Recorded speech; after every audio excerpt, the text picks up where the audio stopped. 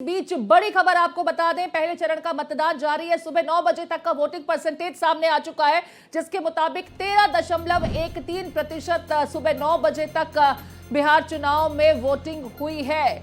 पटना की अगर बात की जाए तो पटना में 11.22%, वहीं भोजपुर में 13.11% मतदान। बक्सर की बात की जाए 13.28, गोपालगंज 13.57, सीवान में 13.35, सारण में 13.30, मुजफ्फरपुर में 14.38, वैशाली में 14.30, दरभंगा में 12.48, समस्तीपुर 12.86%, तो मधेपुरा में 13.74 और सहरसा में देखिए वोटिंग परसेंटेज अच्छा है, 15.27% तक मतदान हुआ है। खगड़िया 14.15%, बेगूसराय 14.60, मुंगेर 13.37, लखीसराय 7% ही वोटिंग, शेखपुरा 12.97, नालंदा में 12.45% का वोटिंग परसेंटेज सुबह 9 बजे तक के आंकड़ों के मुताबिक अब तक हो चुका है। भारत एक्सप्रेस की अपील अपने दर्शकों से, आपके क्षेत्र में अगर आज मतदान हो रहा है तो घरों में न बैठें, अपने वोट का इस्तेमाल जरूर करें, क्योंकि आपका एक एक वोट भी बहुत जरूरी है और काफी कई बार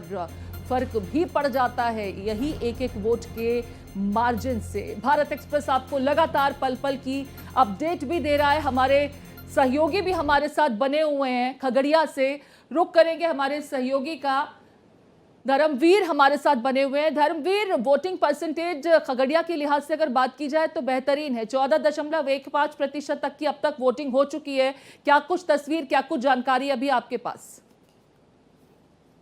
देखिए, खगड़िया में लगभग 15% की वोटिंग 9 बजे तक, लगभग में अभी 9:45 हो रही है, लगभग में अभी के हिसाब से 15% जो है वोटिंग हो चुकी है। और यहाँ जो काफी उत्साह देखा जा रहा है। आप तस्वीरों में देख सकते हैं, पीछे हमारे पीछे जो जितने कतारबद्ध होकर के महिला पुरुष दोनों यहाँ जो सारे काम काज छोड़ करके वोटिंग करने आए हैं।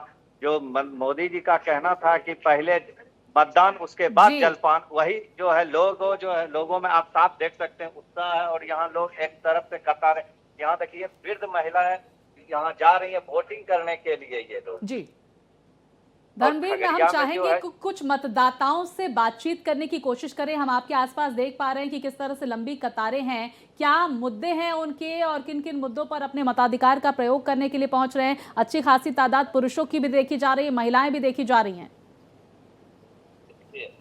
बाबा, किस चीज को लेकर के वोटिंग करने आए हैं?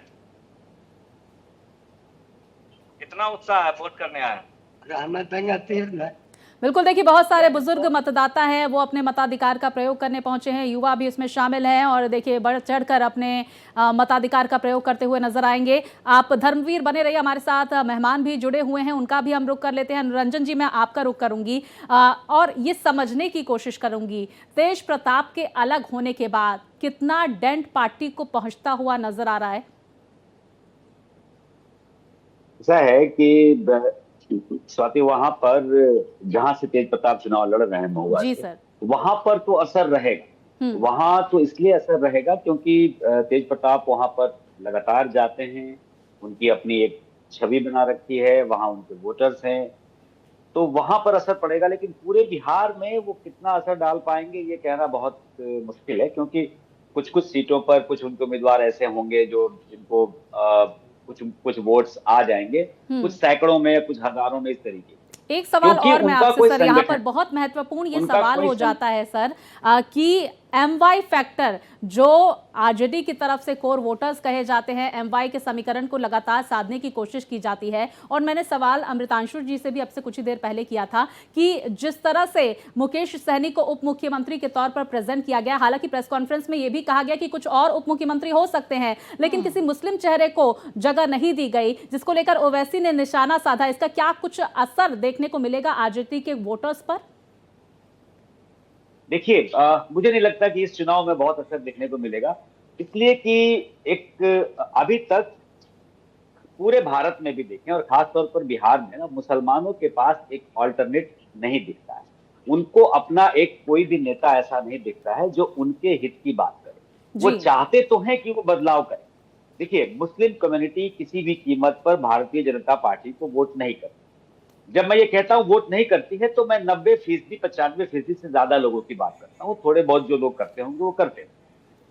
उस फैक्टर में एक बहुत इंपॉर्टेंट हो जाता है कि आखिर उनके पास ऑप्शंस क्या है। जैसे बिहार का जो सीमांचल इलाका है, उस इलाके में ओवैसी अपना एक प्रभाव दिखाते हैं, वहां से वो सीटें जीत कर आते हैं, पिछली बार भी जीत कर आए थे।